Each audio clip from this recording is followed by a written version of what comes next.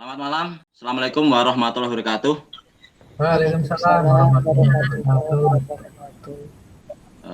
Bagaimana kondisi Bapak Ibu? Sudah makan belum? Sudah. Sudah. Sudah. Alhamdulillah. Alhamdulillah. Semangat atau sudah capek ini? Semangat. Semangat. Oke. Mohon izin untuk menindaklanjuti asinkronus dari Bapak Ibu semuanya berkaitan dengan kurikulum atau apa-apa saja yang ada di kurikulum SMP, SD, SMA. Nah, kita akan coba pelajari hari ini secara sinkronus, karena asinkronusnya sudah Bapak Ibu semuanya lakukan. Saya akan mengeser nih. Oke, sudah tampak apa belum ya? Sudah, Pak. Oke, sudah. Oke. Nih, kita hari ini, khususnya pada sesi ini, akan membahas berkaitan dengan struktur kurikulum. Nah, kalau membahas struktur kurikulum, yang jadi pertanyaan ya, struktur kurikulum ya. Yang jadi pertanyaan ini, struktur kurikulum itu yang membuat pusat ataukah satuan pendidikan? Mungkin ada yang mau mencoba berargumentasi dari hasil asinkronus yang ada, yang Bapak Ibu lakukan kemarin. Ada kayak, Pak Istain, silakan Pak Is. Ya, terima kasih, Sapri. Untuk struktur kurikulum itu yang dibuat dari pusat ya. Nanti kemudian turunannya baru diaplikasikan di tingkat bawah. Demikian, Pak Pri. Wah, super ini Pak Is ini. Untuk ada yang mau menanggapi atau beda pendapat ini? Wah, ini kelihatannya Pak Is ini kelihatannya 98% nih. Siapa yang mau menggenapi jadi 100% ini? Monggo. Bu Lastri kelihatannya ini mau menambahkan. Monggo Bu Lastri. Kalau saya kok dari satuan pendidikan ya? Berarti berbeda pendapat dengan Pak Is, nggih? Iya. Nggak apa-apa. Oh, berbeda, nggih, nggak apa-apa. Oh ya, kita coba pendapatnya Bu Darmi yang tadi malam itu sudah lembur mengerjakan asinkronus itu. Siapakah yang menentukan struktur kurikulum? Apakah pusat ataukah satuan pendidikan? Ya, saya mencoba menjawab ya Pak. Siapakah yang menentukan struktur kurikulum? Jadi struktur kurikulum itu sudah ditentukan oleh pemerintah atau oleh pusat. Sedangkan untuk satuan pendidikan itu nanti tinggal menjabarkan, disesuaikan dengan kondisi yang ada di sekolah masing-masing. Kira-kira begitu Pak. Terima kasih. Wah, super ini sudah 100% ini jawabannya, ini sudah lengkap. Betul sekali untuk Pak Is sama Bu Darmi, bahwasanya untuk struktur kurikulum itu sudah ditentukan oleh pusat. Jadi untuk satuan pendidikan berwenang untuk menyesuaikan saja. Jadi dari pusat sudah menentukan, kemudian dari tingkat satuan pendidikan menyesuaikan yang tepat. Nah, lalu apa yang disesuaikan? Nah, kita bahas untuk slide berikutnya, coba dijawab ini.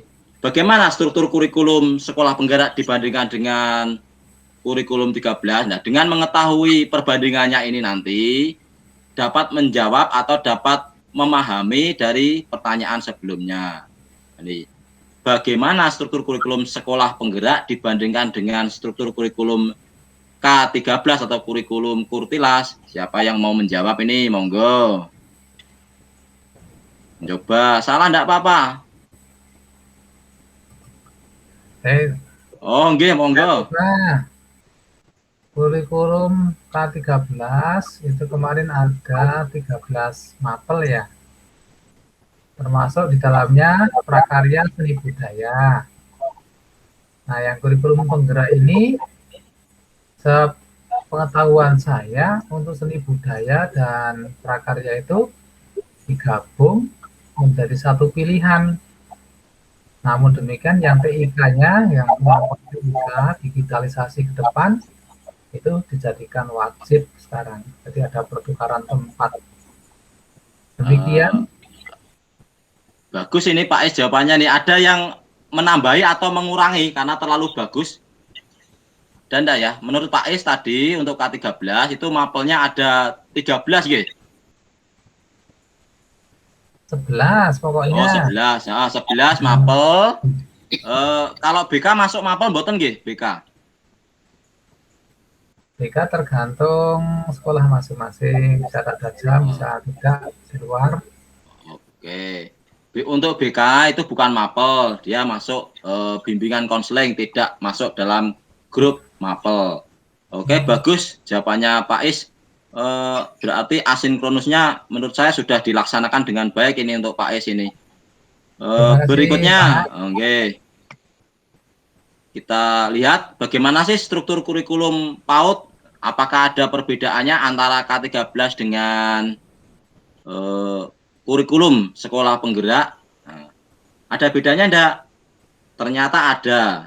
Yang menjadi perbedaan untuk K13 dengan kurikulum sekolah penggerak untuk PAUD, dari jumlah jamnya berbeda. Kemudian dari CP-nya atau capaian pembelajarannya pun berbeda. Tetapi yang jelas tentu saja ada persamaannya. Persamaannya apa kira-kira? Ada yang mau menjawab? Kira-kira persamaannya apa itu antara kurikulum 13 atau yang dikenal dengan Kurtilas dengan kurikulum sekolah penggerak? Ada persamaannya tidak? Yang saya tampilkan ini terus terang perbedaannya. Kalau persamaannya ada enggak? Coba menjawab, Pak. Oh, monggo Pak. Sepengetahuan saya persamaannya itu jumlah jam ya, jumlah jam itu sama. Kalau mapelnya ada pergeseran, tapi jumlah jamnya sama. Oke, terima kasih. Untuk PAUD loh Pak. PAUD. Oh, PAUD. PAUD Pak. Oh ya, terima kasih. Saya kira untuk SMP. Ya, untuk PAUD. Ini tampilan di layar kelihatan enggak? Saya share screen. Sangat kecil, Pak. Bisa diperbesar, Pak. Oh, terlalu kecil? Iya.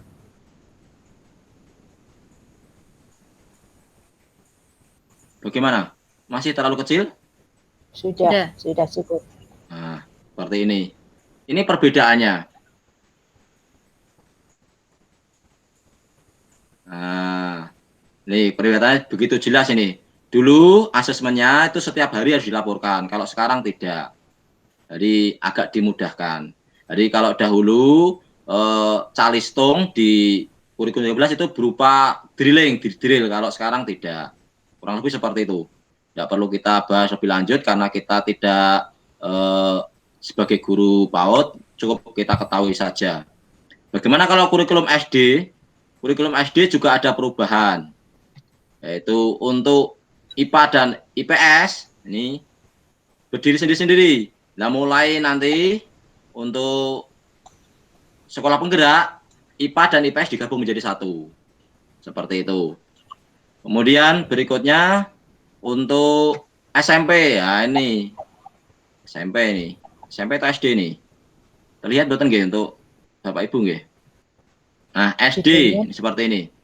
Struktur kurikulum SD seperti ini. Nanti kalau jenengan punya putra atau punya cucu yang sekolah SD, kurang lebih seperti ini. Untuk kelas 1 dan kelas 2, itu tidak ada mata pelajaran IPA dan IPS, atau IPAS tidak ada. Kelas 1 dan kelas 2. Jadi kalau nanti pelajaran IPA kalau IPS mu kok gak ono lah. Memang untuk kelas 1 dan kelas 2 untuk sekolah penggerak tidak ada. Jangan sampai dicari-cari. Berikutnya ini kelas 2-nya juga tidak ada pelajaran IPA dan IPS.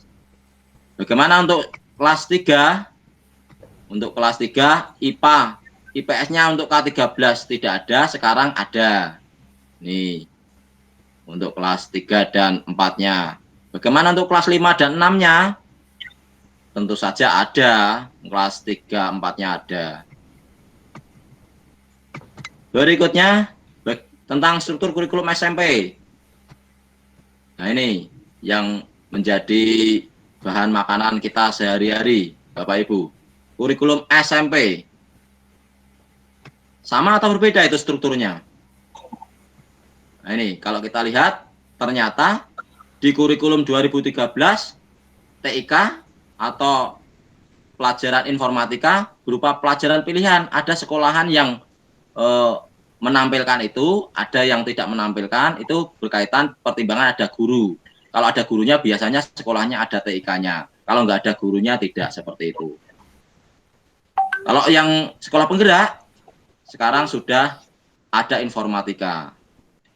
Jadi berikutnya, untuk struktur kurikulumnya.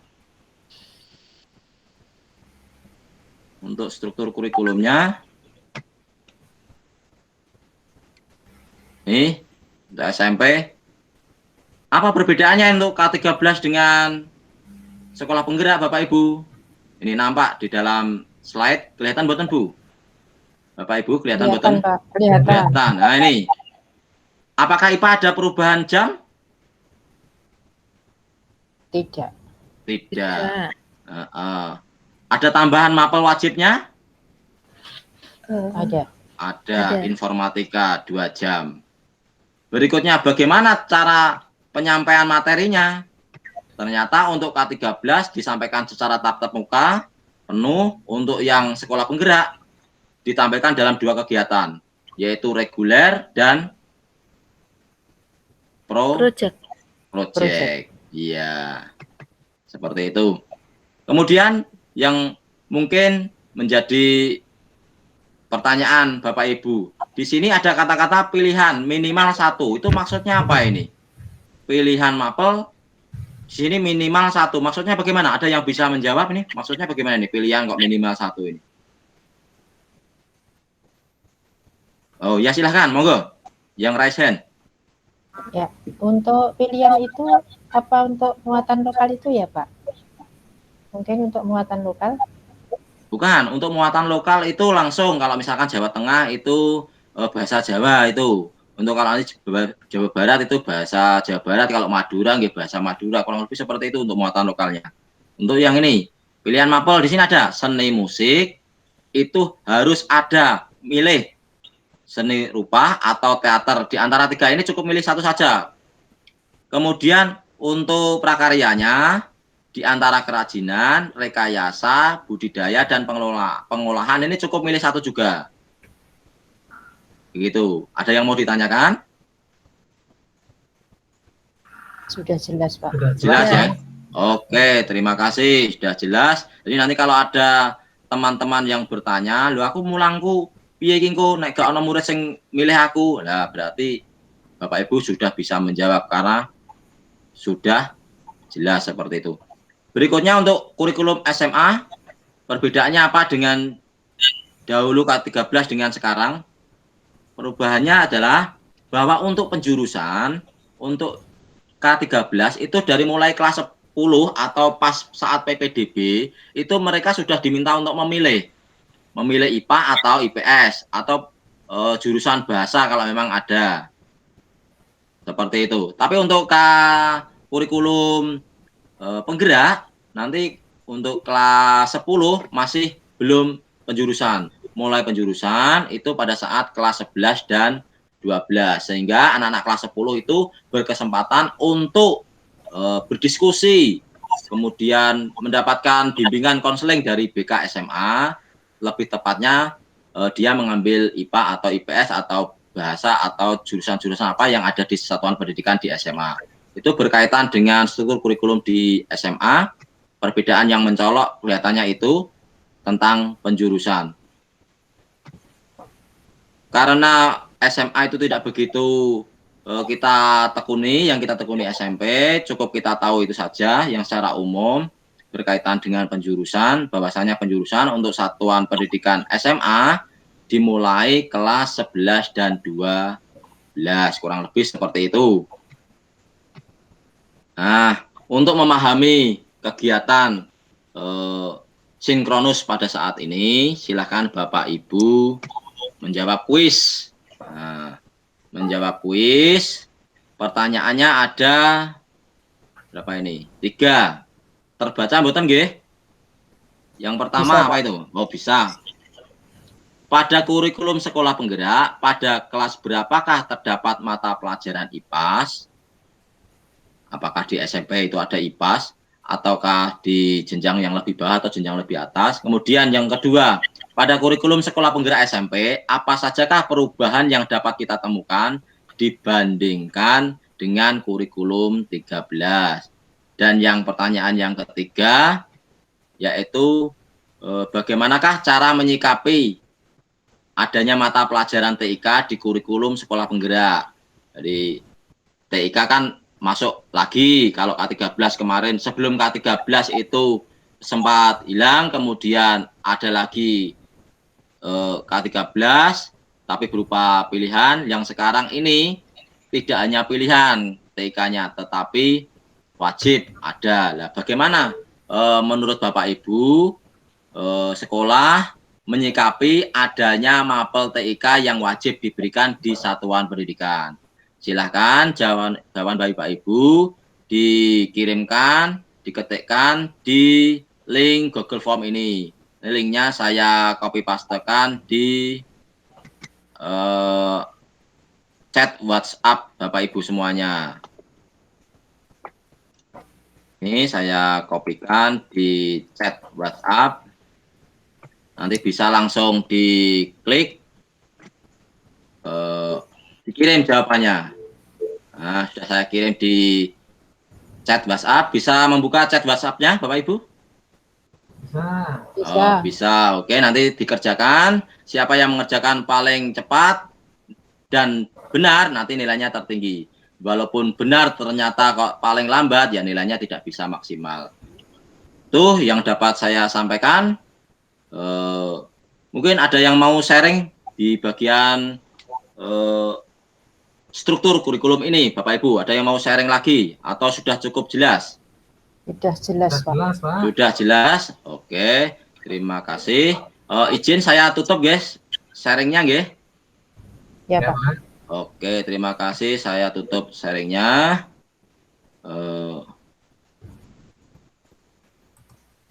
Tuh berkaitan dengan struktur kurikulum, Bapak Ibu. Silakan Bapak Ibu untuk kegiatan selanjutnya bisa istirahat. Setelah istirahat mengikuti sesi atau materi berikutnya. Saya akhiri. Wabillahi taufiq wal hidayah. Selamat malam. Assalamualaikum warahmatullahi wabarakatuh. Waalaikumsalam warahmatullahi wabarakatuh.